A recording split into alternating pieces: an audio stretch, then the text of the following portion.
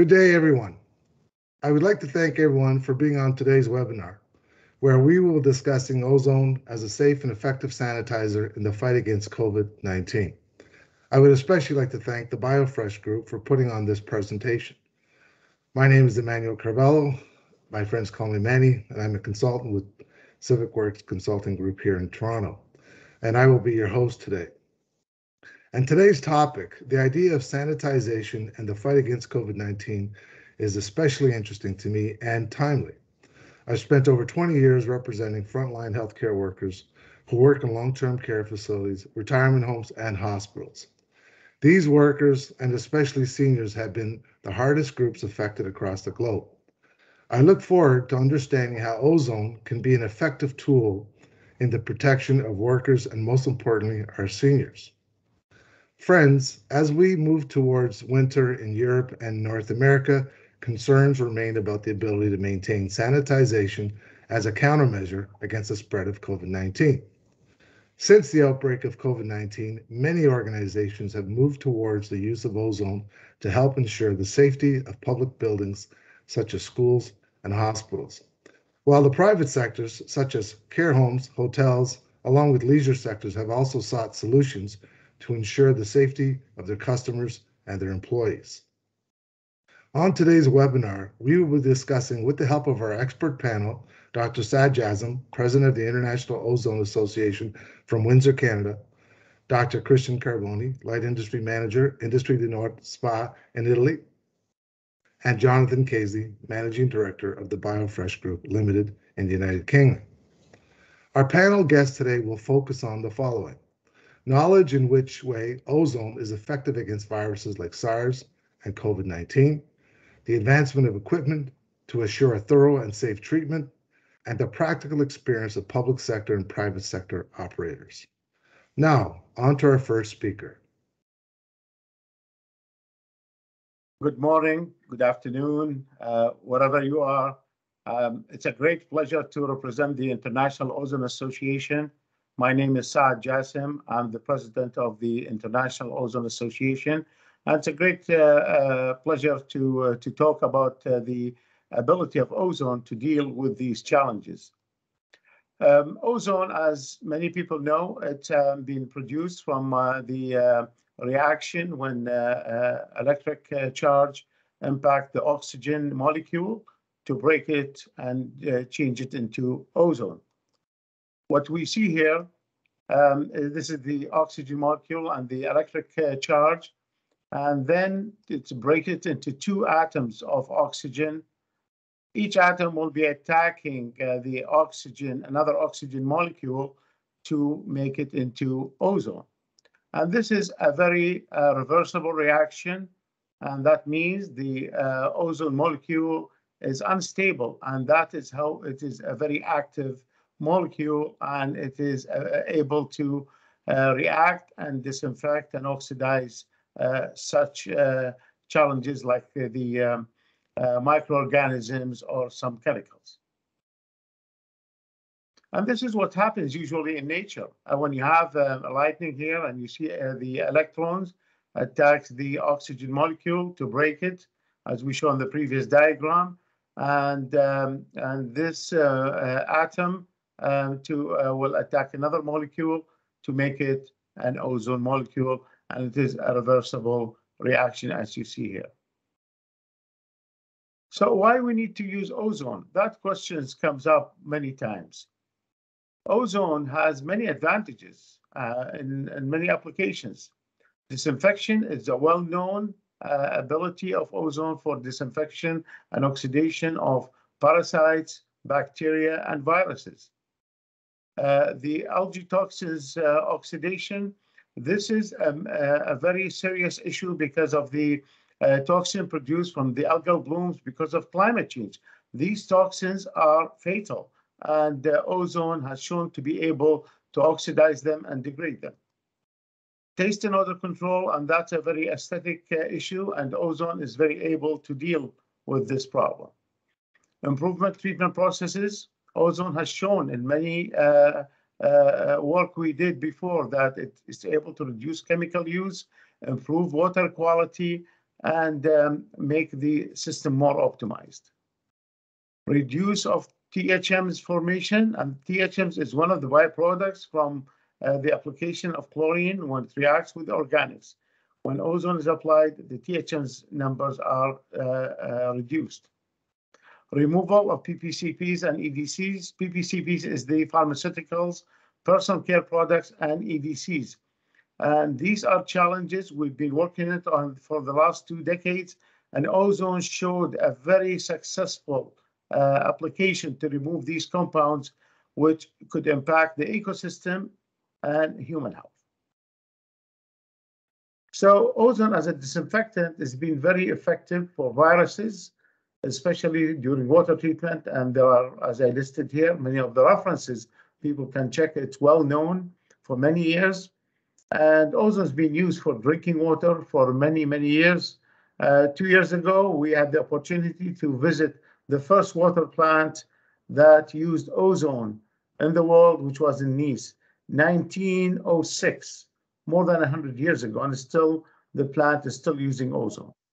Additionally, the ozone is used for many other applications, and for the impact on the SARS-CoV transmission, it has been now recognized by the scientists and also the application that the ozone is able to deal with this virus. And here is the diagram to show how effective ozone and how strong compared to other disinfectants like chlorine or chloramine. And we looked at, there is a study done by the American Water Research Foundation, which is now called the Water Research Foundation, to look at Giardia. Giardia is a parasite which has a strong shield. That means it takes time for disinfectant to penetrate this shield. So if you have 1 milligram per liter of ozone, and you have 1 milligram per liter of chlorine, and 1 milligram per liter of chloramine, it takes 1.43 minutes for the ozone to achieve inactivation of the Giardia, while it takes 112 minutes of chlorine to do that, and the chloramine is 1,850 minutes. What does that mean? You need a small container or reactor, and that means you reduce the footprint for your system, and means that you reduce the energy use, or if you have to cut trees to build a plant or to do other things. So that is a lot of achievement, but the key issue is how fast you can do it. And here, this diagram shows the amount of plants, number of plants in the United States. And this graph up to 2020, last year, more than 300 plants in the US, many of the big cities like Los Angeles, Boston, others using it. And in Canada also, you have the lead use is in province of Quebec, many plants using that. The biggest ones in the city of Montreal. City of Montreal now building a plant for the ozonation of wastewater plant as well. So that is another achievement to reduce the pharmaceuticals and endocrine disruptors impact on the water system.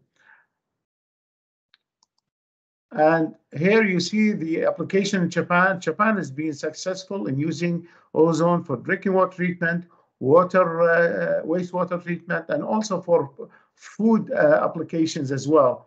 And that has been very successful for many years.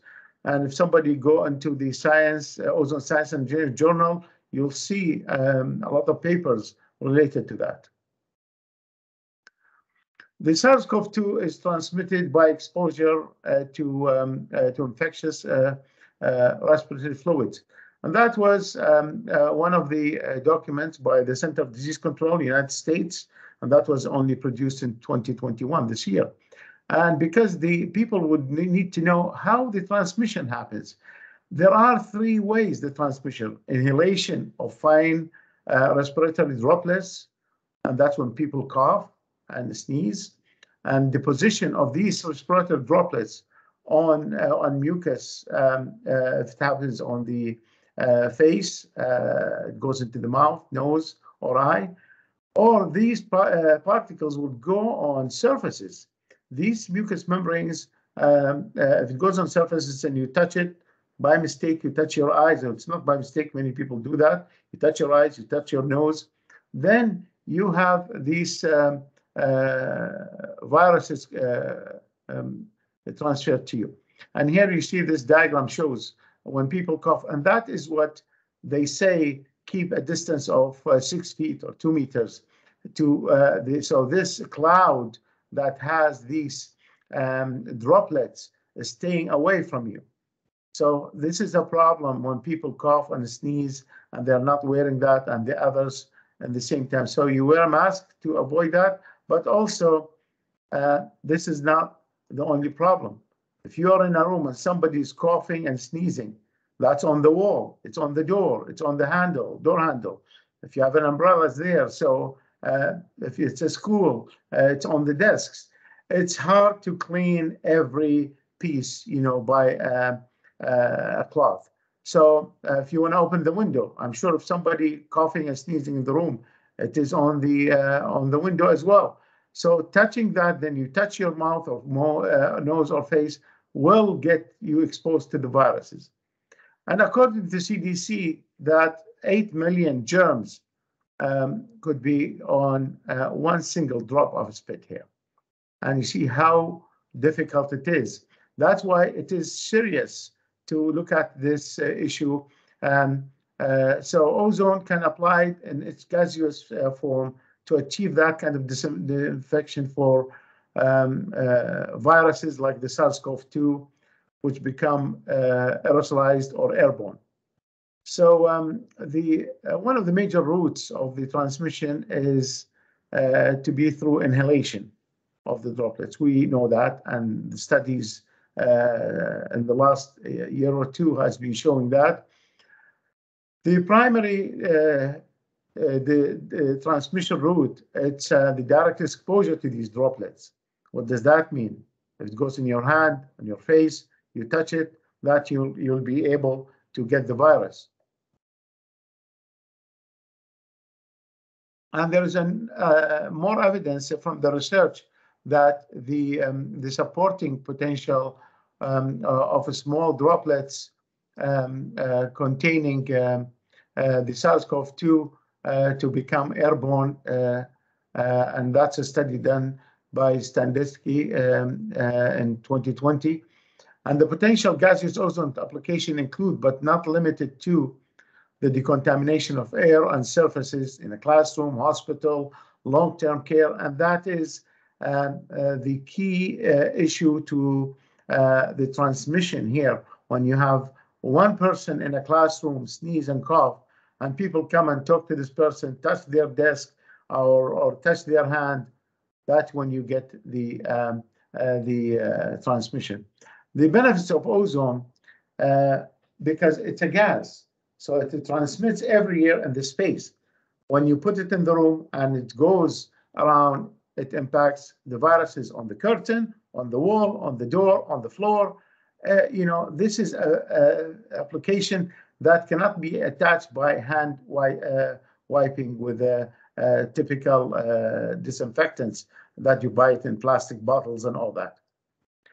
So the treatment of surfaces, you will have you have to have like some kind of routine disinfection practices in order to remove that, but still you will be limited to the locations you do that. And one of the things, like for example, when people leave the room, that doesn't mean the viruses go out with them.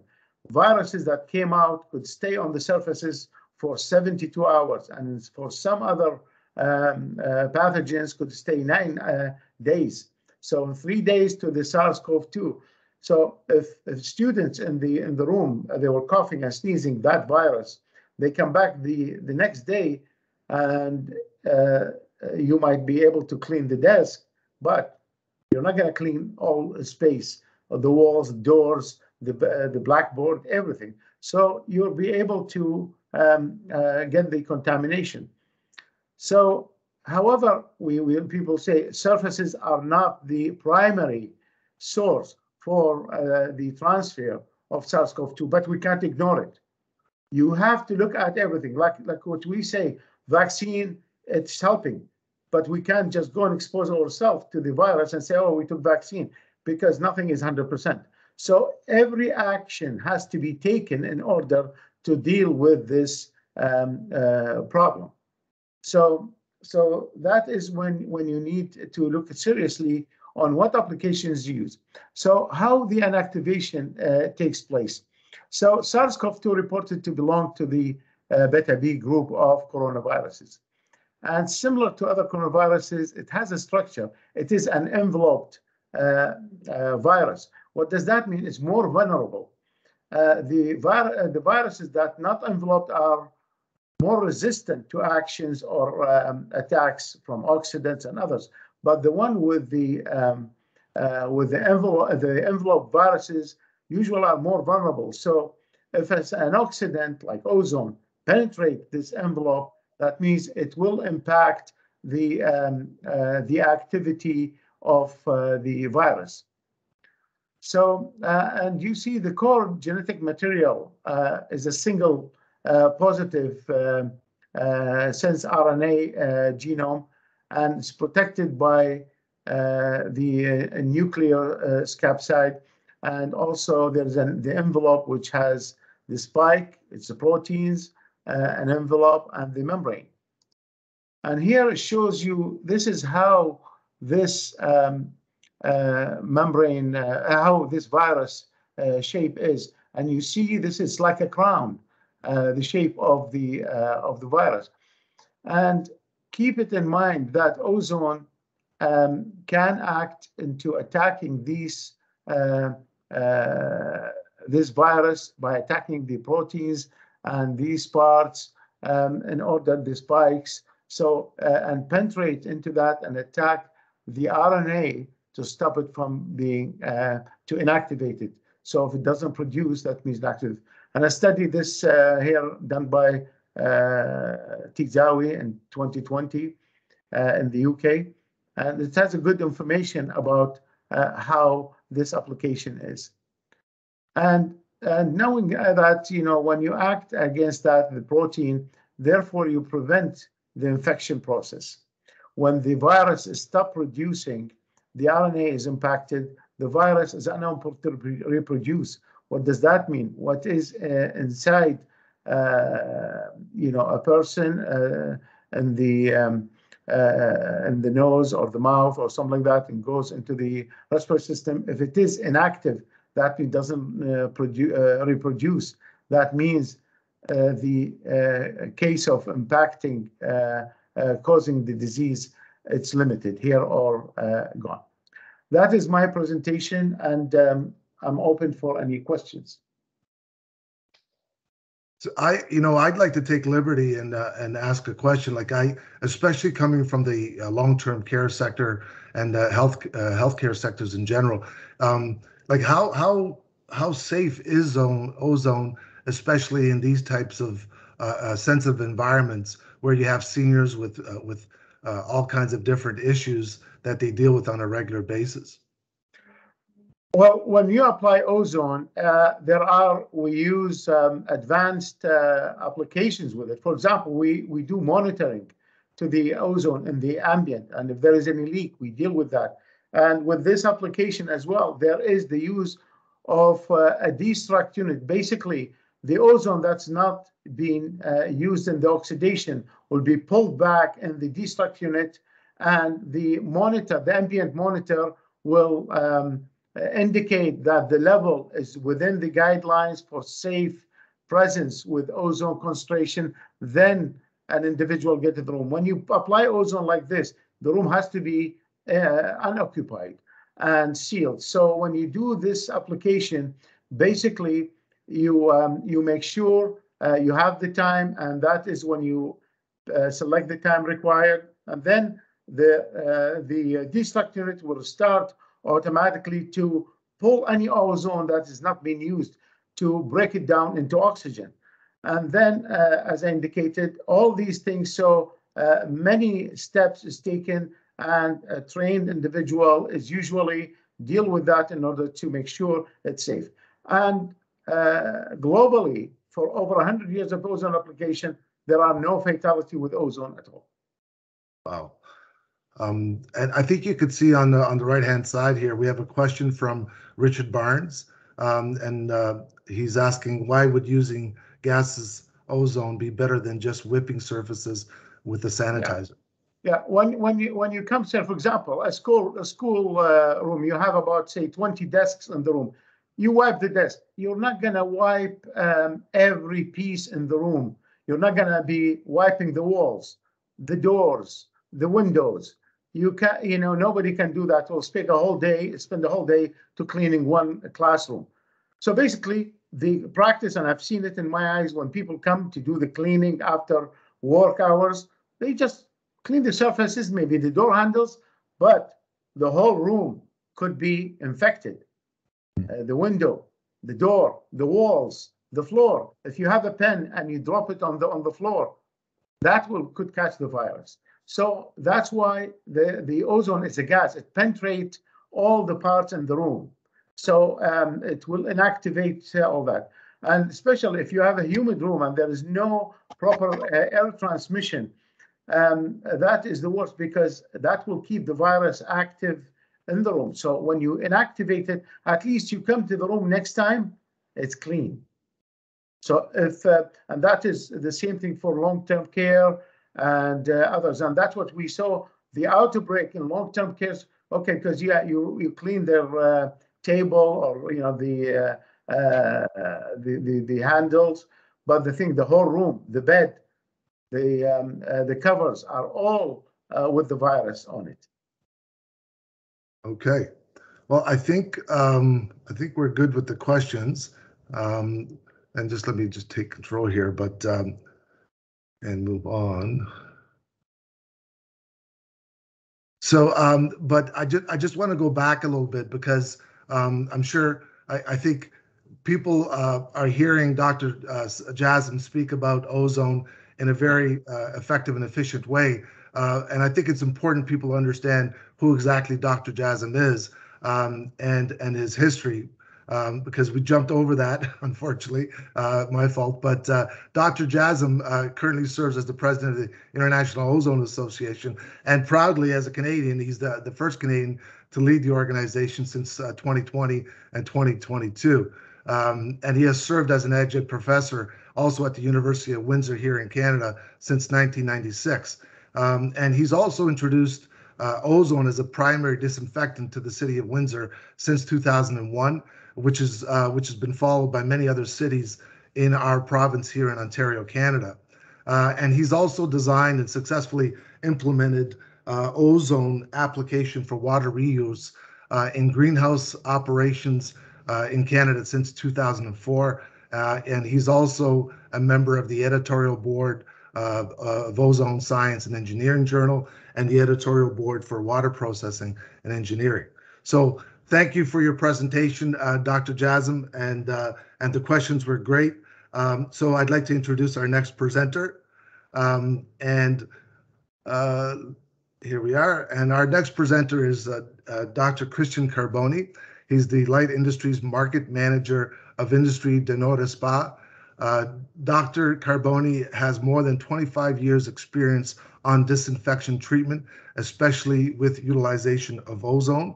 And he's carried out research projects with many top-level research centers, and he is an external expert of European Executive Agency for Small and Medium-Sized Enterprises of the European Commission. So welcome. Thank you, Dr. Carboni, for being on the call, and I also look forward to your presentations and some questions, hopefully. Over to you. Thank you.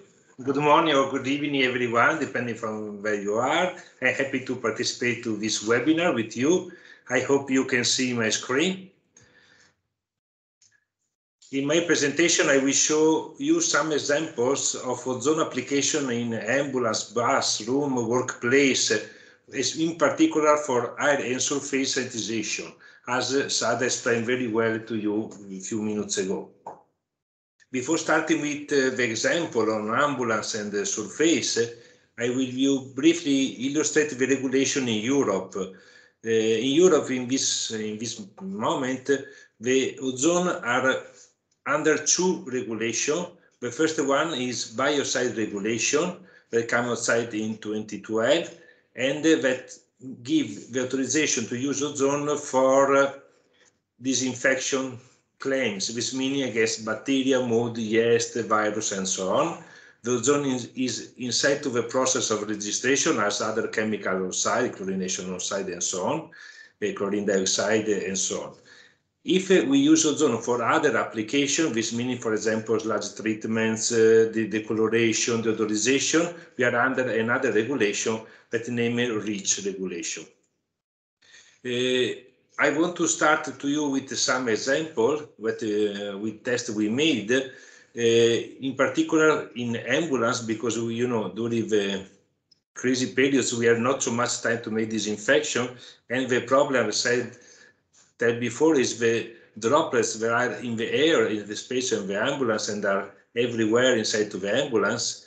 During this test, we check the total viable count of microorganisms at 30 degrees. This meaning we check everything, bacteria, yeast, and molds. And we try to do in the test with low concentration for longer time, this meaning 45 minutes, 1 hour, and with higher concentration for shorter time. This means, for example, 10 minutes. As you can see here, we have results in all the cases.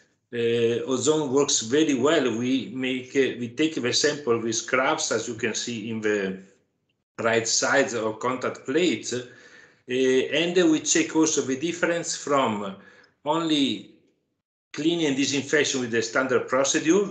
As you can see here on the right side, we have a reduction of 50% or 80%, and with ozone, when we have results of 99%. And as you can see, we have results in floor, in the wall, and everything, because ozone, as a gas, we were distributed in all the surface of the ambulance. I can show to you now some operational steps what the people can do for make sanitization of ambulance, bus, room, and so on. The first step is to check if there is no oxidable material inside to the room, as in the question that Luca Sivelli made a few minutes ago. And if you have this material, you can remove it or cover it with someone and make a disinfection with the appropriate cleaning tools, for example. The second step is insert the ozone generator inside to the ambulance or in the room or the bus. The third step is verify if there is anyone inside to this place of this ambulance. Put a signal outside that there is an ozonization treatment during coming during that moment, and close the door. In this way, anyone can go inside during the treatment. Third step, the ozone generator is turned on, this meaning that oxygen is transformed in ozone, as I explained to you before, and ozone reacts with virus, bacteria, mold. After this reaction, ozone comes back to oxygen, but a lot of ozone generators have a ozone destroyer for destroy the residual ozone in a fast way and give to you the ambulance or the room usable in a very short time. The last step is to check if there is the safety level ozone inside to the ambulance or the room. Normally, the good ozone generator have a safety sensor inside that can tell to you with Wi-Fi or other system that you can have the safe concentration inside, that you can open the door and use the room on the ambulance. We make the test also in other surface, other place, for example, in articulated bus, that is not simple to disinfect everywhere because as you can see, there is full of surface. Also in this case, we check the total viable counts of microorganisms at 30 degrees, and we check the difference from the cleaning and sanitization standard methods that are used in the bus cleaning station. And you can see we have the 50% of abatement of bacteria, mold, and yeast. And with ozone, we have the 99%. This means that with ozone, is more simple to have a sanitization of all the place, because as you can understand, also spraying something and cleaning your surface not simple to reach every way, and in particular to have a sanitization of the air inside to the bus or the room and so on. Here you can see the results of some testing rooms. We made it with Swabs. And as you can see, the ozone achieved good results, 99%, 80% in all the surface, which meaning desk, etc., but also inside the furniture. If anyone not open it, but ozone as a guest can go inside to the furniture, go upstairs to the furniture and so on, and achieve also good result on disinfection. The same in bathroom. As you can see here, in bathroom we have very high level of charge of bacteria, mold, and yeast. This is for a lot of reasons, the use that we do, and also because there is a high humidity inside.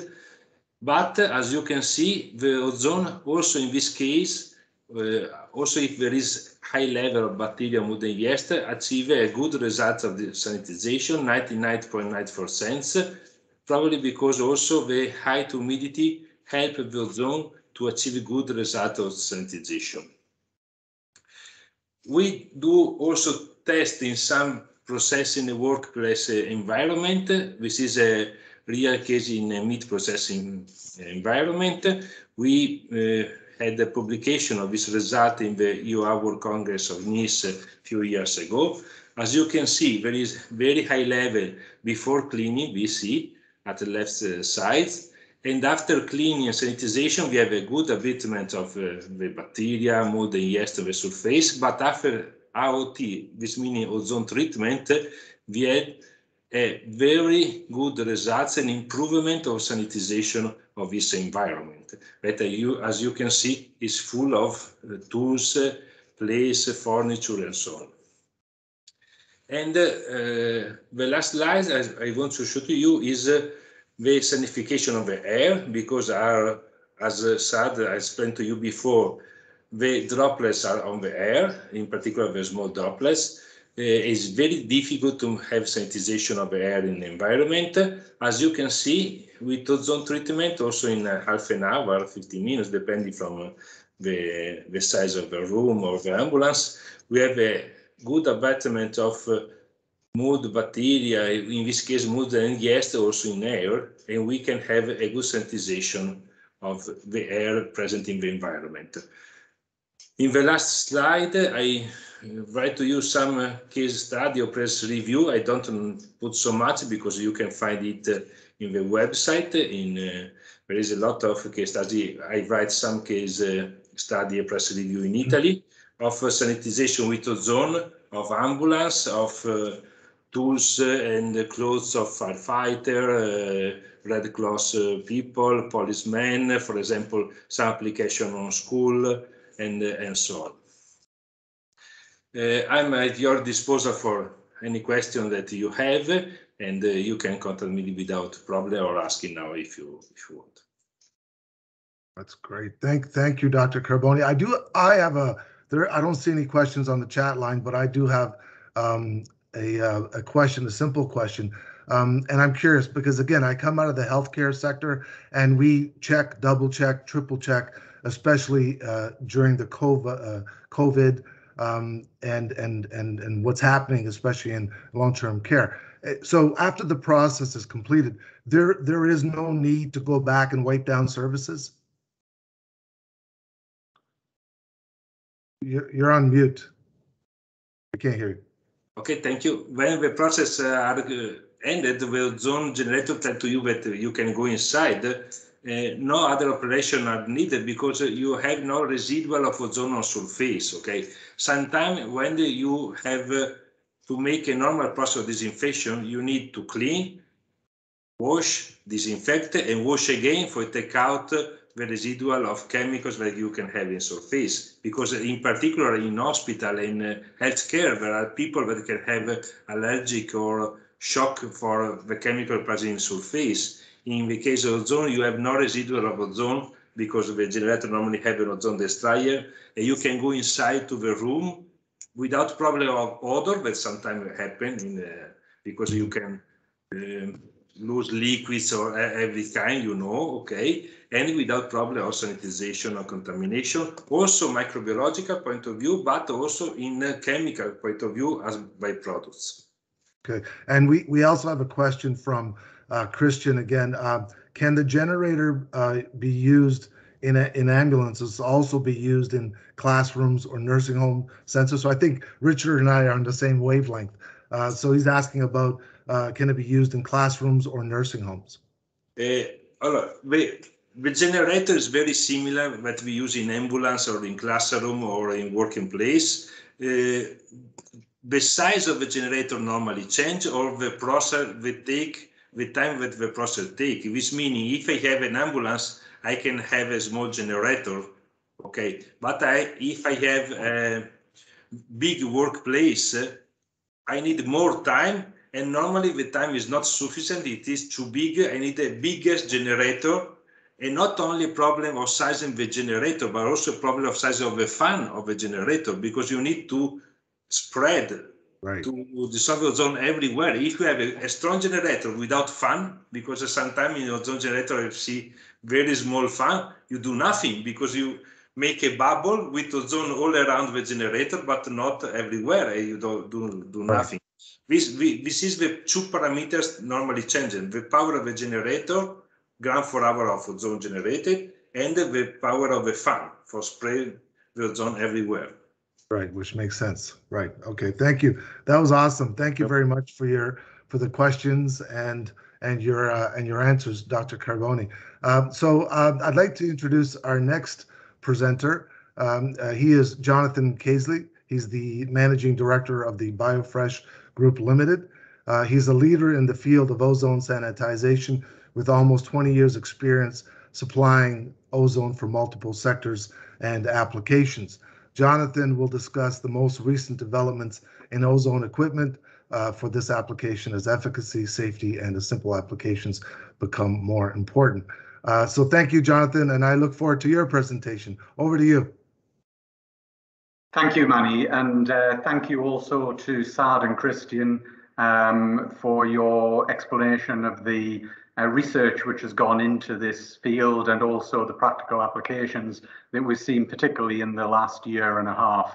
I'd like to explain a little bit today about the equipment which has been used during that time and also some of the developments as we move on.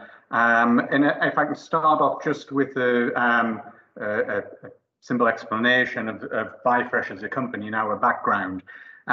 We were founded in 2003 as a spin-out company from the University of Newcastle. And the purpose of the company initially was really to develop long-term research which had been done at the university on chemical residue-free treatments for fresh produce. And our background, our core business has always very much been in the fresh produce sector. But as time's gone on, we've moved into sanitization as well, and I'll talk a little bit about that as we move on.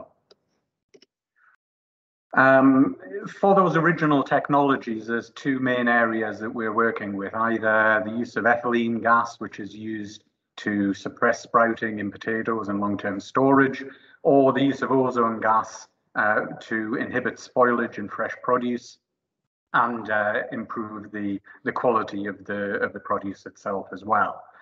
The nature of that type of work, show here as an example, we have, you'll see on the left-hand side is time-lapse showing the use of ozone to reduce the development of fungus and mold on strawberries. But for those kind of applications, we are normally working with quite complex systems, which are combining sensor technology with complex methods of distributing the gas throughout the stores. Because these are large rooms that we're dealing with, they have a lot of very valuable fresh produce in. And so I think those origins, working with sensor technology and ozone, understanding the gas distribution aspects, has really set us in good stead as we've moved towards sanitization applications.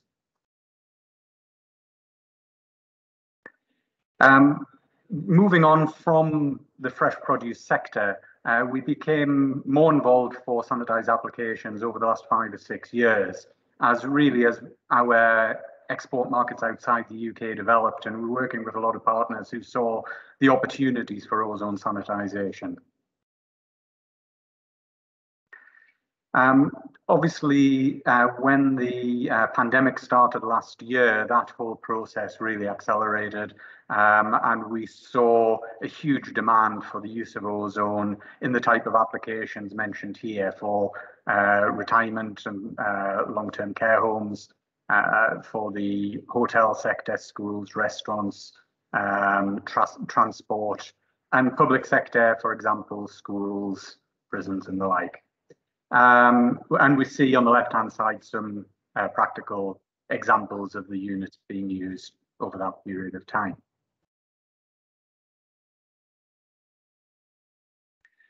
The main product that we've been using for these applications in the last 1.5 years has been the Cubo unit, which has been used. Really, the main advantages of working with it is a very mobile unit, very easy to carry around. It contains not just the generation, but the ozone destruct cycle, like Christian was mentioning in his explanation before. And also it works with a safety sensor. So basically the unit produces ozone to get to the necessary concentrations for the necessary period of time. When it has reached that level, then the destruct unit will break the ozone back down to oxygen rapidly so you can safely re-enter the room. The sensor ensures that the concentrations are within health and safety limits before anybody re-enters. And also the Cubo unit has it works with an app.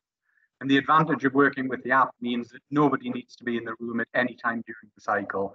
The unit's put in, the room is evacuated, the unit is switched on, the cycle is chosen from outside the room, and you can monitor the progress of the cycle and then make sure through the sensor that it is safe to re-enter the room at the end of the process. Jonathan, I don't know if you were aware, but when you were speaking, the actual video was playing and it was quite loud. So I'm not sure if people heard you explaining the entire process, but the volume on the presentation was quite loud. So I'm not sure if you want to redo that or not. It's only a minute or so, but I think it's important that people hear what you were saying. I'll incorporate that into the explanation as I'm going on to these slides here. Yes. So so what we can see here are some examples of the Cubo being used over that period of time. We can see in a care home, and also on the top left-hand side, and the buses, public buses in Verona, and below that is the public transport in Paris. And the point that I was making earlier on was that working with that unit, the advantages of it are that the unit, first of all, is very mobile. It's easy to carry around, so it can be moved from room to room without any problem. It works. It's a powerful unit with a strong fan, so you get good distribution throughout the room. The unit creates the necessary levels of ozone before a destruct cycle kicks in, the type of cycle that Christine mentioned in his presentation. But also there is an inbuilt sensor to ensure that at the end of the cycle, the ozone concentrations are low enough to return back into the room safely. And one key aspect is it works with an app, which means that you can operate the whole cycle from outside the room. Nobody needs to be in the room at any point during the cycle. So the unit is put in the room, everybody leaves the room, you then choose the cycle from the app, activate it, you can monitor its progress, and then you can verify at the end that the sensor has confirmed that it's safe to go back into the room. What we found as the situation developed was that unit is perfect for the smaller type of applications. Again, as Christian was referring to before, the ambulance type smaller spaces. But we saw an increasing amount of demand for larger spaces, particularly for example, schoolrooms, where you needed not only to cover a larger area, but to do it rapidly, because that's one of the key aspects, is that in most of these facilities that we're treating, some places can do the sanitization overnight and then it's less of an issue, but quite often rooms are being used are being sanitized between applications, and you haven't really got a lot of time for the process then. So over the course of this year, we've been developing a new product for those types of applications. We work closely with University of Swansea in testing for that, and looking particularly at applications for schools, and that's the Cubo XLV.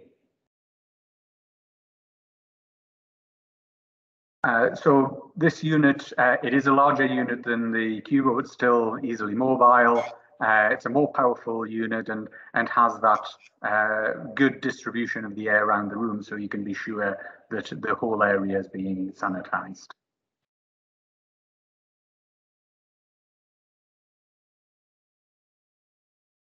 The process is the one that we saw in the video before, where very simple, you just make sure that the room is clear of pets, plants and people.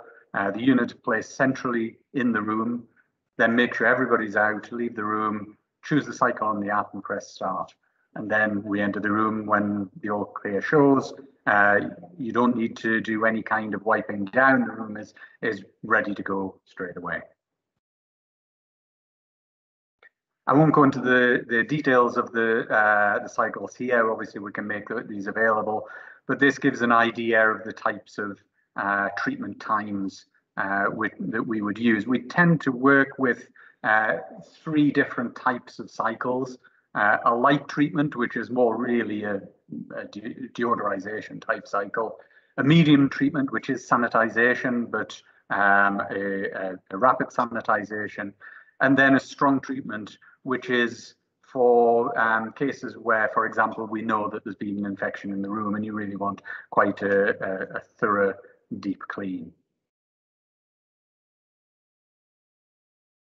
We've been concentrating on the XLV here, but here I show some of the other products that we're working with. And particularly, we've had a lot of demand for the cabinets, which you can see here, the cabinet and the ozone room, which is on the right-hand side. And these tend to be used for sanitization of whether it be for workwear or products used during the course of work, PPE, for also for example, in retail outlets for clothing, and in some leisure situations. So, for example, we've got an application for this using for go-karting facilities where they will sanitize the leathers and the jackets which are used in between rides, so that their customers know that everything is safe when they take those clothes. This is just to show that our structure and how we are following internationally for our sales network. We're based here in the UK, but have a subsidiary in Italy by Fresh Europa, based near Bologna. We're involved for the Australian market with Ozone Direct Australia, and we're currently investigating possibilities for North America as well. That's everything from my side. If there's any questions, then I'll be happy to take them. That's great. Thank you, Jonathan, for your presentation. I think there's two questions that are already on the chat line. One is, could ozone be applied in the conditioner to use the ventilation system? So I think Luca is asking about whether the system of ozone could be applied to, I'm assuming, air conditioners or any kind of ventilation system. Yes, to a certain degree, yes. I think that it depends on the situation.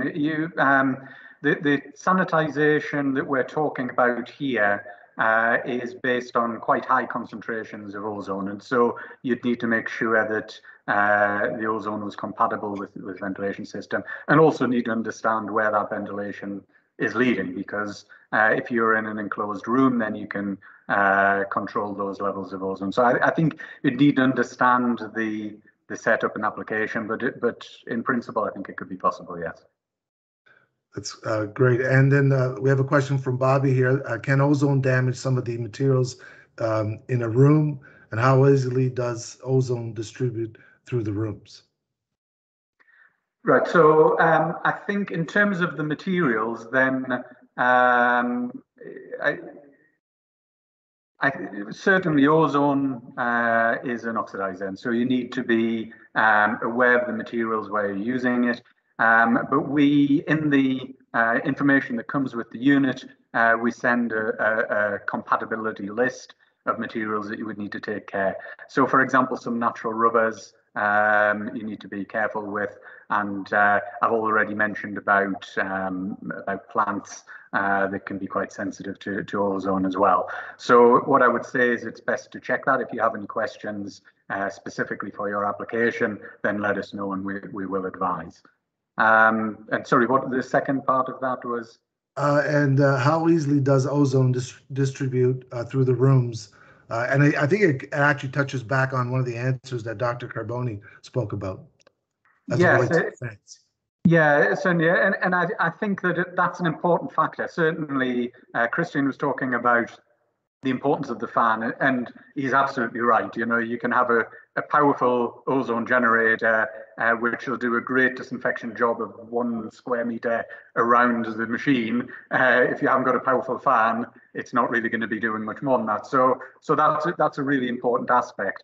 And I think one of the things that you need to be aware of, you know, ozone is, and this is something, again, going back to the fresh produce applications, that we've developed knowledge over the years of how ozone does distribute effectively. It's not a straightforward gas to work with because of the way that it can stratify, and so within an aerial environment. And so the way that the fans work, it's not just about the strength of the fans, it's about the design of the unit as well, to make sure that you get the distribution in the best way. So that's really a critical part in the choice of the unit. And then finally, there's another question here. If ozone naturally breaks down to oxygen, why do you need a sensor on your generator? Yeah, so ozone eventually will break down to oxygen, but the rate that it breaks down can vary depending on the environment that you're treating. And so, for example, areas where if you're treating a room which has flooring and little, in terms of soft furnishings, without carpet and the like, there's not much to absorb the ozone during the treatment. On the other hand, if you have those things, then it'll break down more rapidly. Also, it depends on the level of, for example, if you have If it's a dirtier environment, then it will take longer. Oh, sorry, it will break the ozone down more rapidly because the ozone will be reacting with those things if there's a lot of organic matter.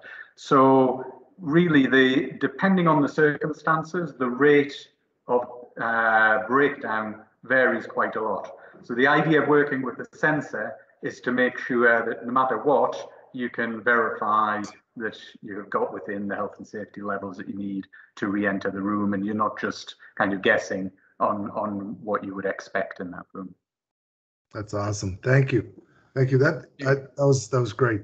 You know, we've been on this call for a little over an hour, so I've been totally engaged in trying to understand ozone. So the very first thing I'd like to do as we wind down the presentation and the webinar here is I'd like to thank our presenters for their expertise, their insights, and their experiences, most importantly. So thank you to Dr. Jasm, to Dr. Carboni, and to Jonathan as well.